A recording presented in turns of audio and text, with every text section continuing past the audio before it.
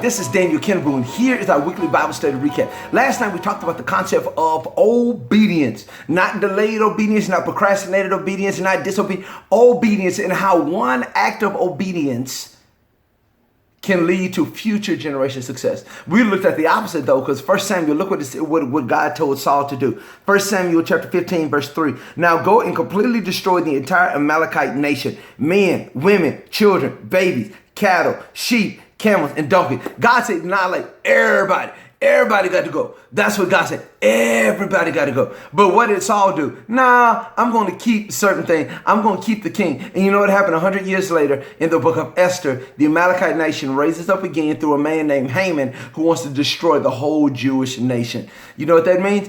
Because Saul was disobedient, he put future generations at risk. What am I telling you? Your little acts of disobedience, your little lie here, your little dishonesty there, your little anger here, all these things can lead to generational curses, can lead to strongholds for your children because you chose to be disobedient.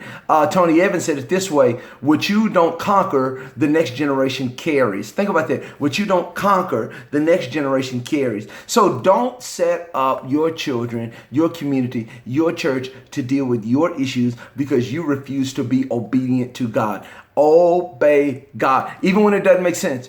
Be it small, be it large. When God say cut something off, cut it off. When God tell you act in a certain way, just do it. Do you have to understand everything? No. Does it have to make sense to you? No. What do you have to do? Just obey. Just obey the Holy Spirit that be active in your life. And when he prompts you, when he convicts you of something big or small, act on it immediately. Don't wait. Don't delay, because this quote is what we ended on. Extraordinary acts of God begin with ordinary acts of obedience. Think about that. Extraordinary acts of God begin with ordinary acts of obedience.